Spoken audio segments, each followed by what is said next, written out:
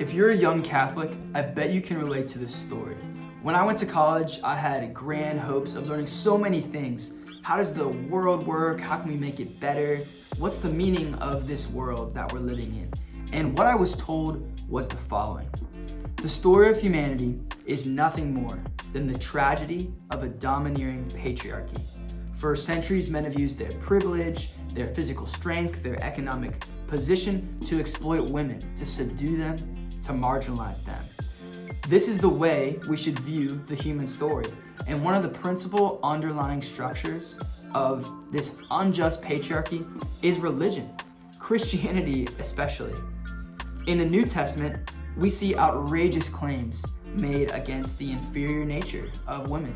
Therefore, the best thing to do is throw out this archaic way of thinking once and for all. After all, it's time for equality and progress. It's time for a brave new world. How do we answer claims like this? Here's the good news. The Christian faith has a compelling vision to offer young people that triumphs, that overcomes any attacks of secularism. It doesn't stifle femininity or masculinity, but calls it to its fullest expression. Today we're going to look at a few verses that are commonly used by those who critique Christianity. And the verses are 1 Timothy chapter 2, verses 8 through 15. Okay, here we go. Whenever we pick out specific verses in the Bible, we want to see the full context that the verses find themselves in. For example, 1 Corinthians 13, love is patient, love is kind, used commonly at weddings, so beautiful. Paul's talking about the charismatic gifts and speaking in tongues and prophesying when he says those things. Very romantic. When it comes to 1 Timothy, here's what you need to know. The letter's addressed to Timothy, who's been named the chief administrator for the faith community in Ephesus. Timothy's being charged with ordering the life of faith in the community until Paul can return. So imagine you're responsible for a faith community and your mentor, the man who brought you to Jesus, is coaching you, writing you a letter, giving you advice on how to properly lead the community and combat against false ideas, false teachers, really safeguard the way of life of the early Christians. Let's go through the text verse by verse.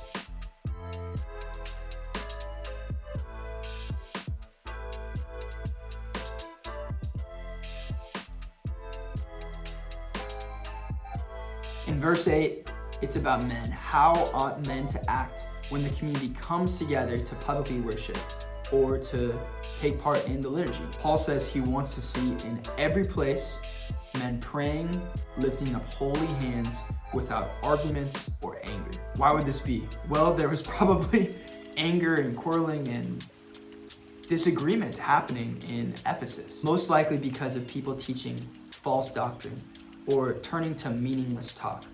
Paul even calls out a couple men who's guilty of this earlier in chapter 1. He calls them by name, Hymenaeus and Alexander. Knock it off, guys. Next up, in verses 9 and 10, he turns to the role and conduct of women in the liturgical gathering. Their dress should be appropriate for right worship. This is really cool. To understand this, we can look at actual Roman writings of the time, such as a poet named Juvenal and Petronius, who highlight that certain really wealthy women would dress incredibly ornately.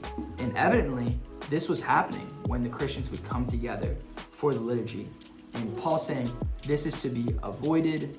This is not a community of wealth or showing off or immodesty. True feminine excellence lies not in outward finery, but modesty and self-control. As we move further into the text, our 2024 modern way of thinking, alarms really start to go off. But I'd encourage us, let's press in further. Let's understand what the author means here. We need to understand the Greco-Roman customs of the time. There was an incredible emphasis on the role of the father, the man, to responsibly care for and lead his family. If the man's leading his family, if he's being a present husband and father, that's good for the state. As the early days of Christianity saw women serving the community and hosting gatherings in their homes and exercising prophetic or other gifts, Paul's seeking to course correct any confusion in cases where women may have been perceived to teach or have authority over men in the liturgy. Basically, he's really conscious of how does the Greco-Roman world view us as a group. He's interested in maintaining a good image. In verses 13 and 14, Paul gives 2 reasons for why women should remain quiet, humble, docile in the liturgy. The first is in creation. Adam was created first to have dominion over the earth, and Eve was created second to be Adam's partner and helpmate. The second reason is that while Adam and Eve both participated in sin, it was Eve who was deceived by the serpent, with Adam knowing and fully going along with his partner in the sin. Okay, so what's going on here? These seem like really big claims. Paul's being really strategic here because you gotta recognize Christianity was one of many small, growing religious groups. And some of these religious groups had very bad reputations in the Greco-Roman world because they would deceive, they would lead women to sexual liberty, to avoid marriage, to avoid childbearing, to upset, to overturn the entire system of natural fatherhood, of male leadership of the family.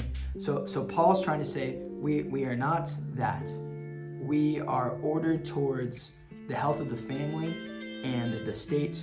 We're ordered toward wives submitting to their husbands. And lastly, in verse 15, Paul states that woman's sacred and holy and preferred role is motherhood. That's their path to salvation. While authority in the liturgical gatherings is not reserved for women, motherhood's the exclusive place that only women can step into and experience. Having looked at these verses, it's very possible that our modern minds could be troubled. We could easily ask, so men are allowed to be teachers, pastors, they have authority, they lead over their family. What are women left with? And when we give the answer, it seems limiting. Motherhood. This is because our consumeristic, progress-driven culture has distorted our values. To the world, economic and career success is on top.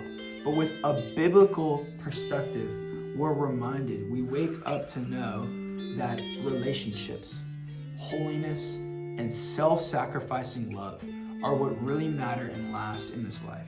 Self-sacrificing love, not material gain, is what brings humans to their fullest expression. Consequently, 1 Timothy is showing us that while both men and women are called to the self-sacrificing love, they're given unique pathways to realize that love that's not available to the opposite sex. Just as women, through Christ's free and sovereign choice of choosing men to be his apostles, are unable to preside in persona Christi in the liturgy, so are men unable to enjoy the incomparably, indescribably powerful, beautiful experience of being a mom. In closing, while it's clear that these verses do prohibit women from an authoritative role in the liturgy, we shouldn't view this as an oppressing or domineering stance, but rather a beautiful statement of the